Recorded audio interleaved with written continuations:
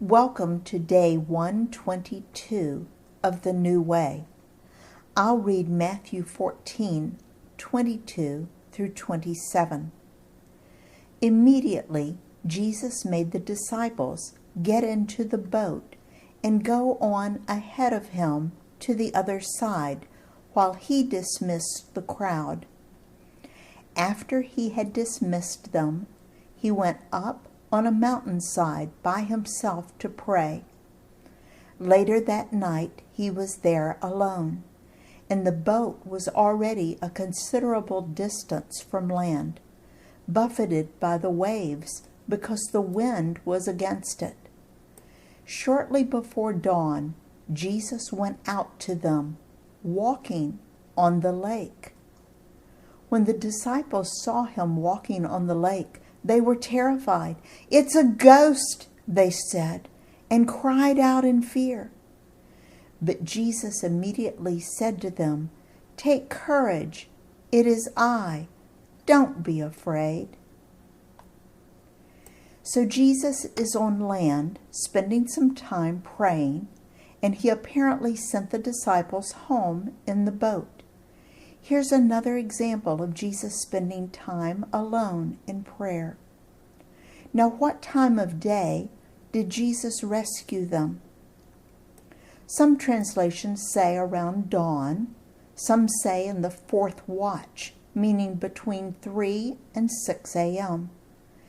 If they left the evening before, you are talking about some very tired men. And now, some very frightened men who thought that they were seeing a ghost. But Jesus assured them that it was him and they should not be afraid. Let's look at Mark's version in Mark 6:45 through 52. Immediately, Jesus made his disciples get into the boat and go on ahead of him to Bethsaida, while he dismissed the crowd. After leaving them, he went up on a mountainside to pray. Later that night, the boat was in the middle of the lake, and he was alone on land. He saw the disciples straining at the oars because the wind was against them. Shortly before dawn, he went out to them, walking on the lake. He was about to pass by them, but when they saw him walking on the lake, they thought he was a ghost. They cried out because they all saw him and were terrified. Immediately he spoke to them and said, "Take courage, it is I. Don't be afraid." Then he climbed into the boat with them, and the wind died down. They were completely amazed, for they had not understood about the loaves. Their hearts were hardened. Mark tells us that the boat was in the middle of the lake, or about 4 miles from either shore. Now, I don't want to be improper in what I say, but I think Jesus was filled with humor and good-natured jostling with these men. Do you see what I see in Mark 6:48? I'll read it again. He saw the disciples straining at the oars because the wind was against them. Shortly before dawn, he went out to them, walking on the lake. He was about to pass by them. I believe that Jesus saw the men in trouble. They had rowed and rowed and rowed and were exhausted. He also knew that they didn't yet understand that he was Lord of creation.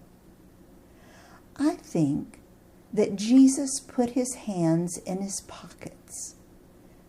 Did they have pockets? I don't know. And started whistling a happy tune as he walked right past the disciples, who were struggling against the wind. I can just imagine their faces. I believe that he had a serious message, but I also believe he was full of good humor. I think we get a glimpse of it right here.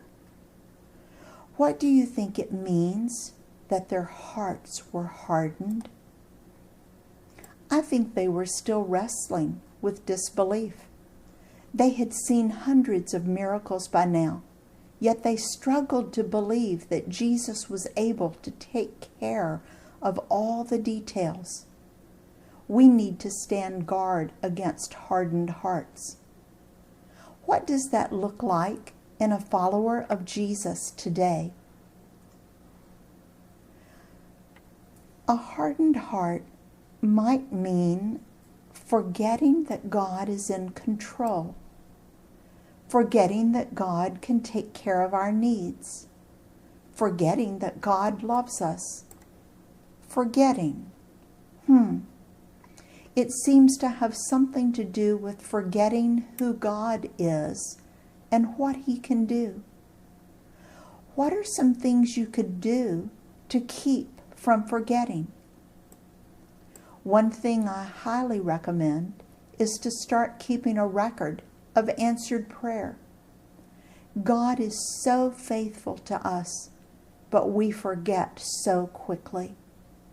Keep a prayer journal so that you can look back over and remember His mighty works in your life. Now I'll read John's version in John 6:16 through 21. When evening came, His disciples went down to the lake, where they got into a boat and set off across the lake for Capernaum. By now it was dark, and Jesus had not yet joined them. A strong wind was blowing, and the waters grew rough. When they had rowed about 3 or 4 miles, they saw Jesus approaching the boat, walking on the water, and they were frightened. But He said to them, "It is I. Don't be afraid." Then they were willing to take Him into the boat, and immediately the boat reached the shore where they were headed. Now, if they were in the middle of the lake when this happened, how did they suddenly get to their destination? God is at work here. Can He do that? Certainly. God can do anything. I think Jesus knew the disciples were exhausted, and He provided for their needs, just as He provides for ours. Don't lose your sense of awe. In His service, Dale.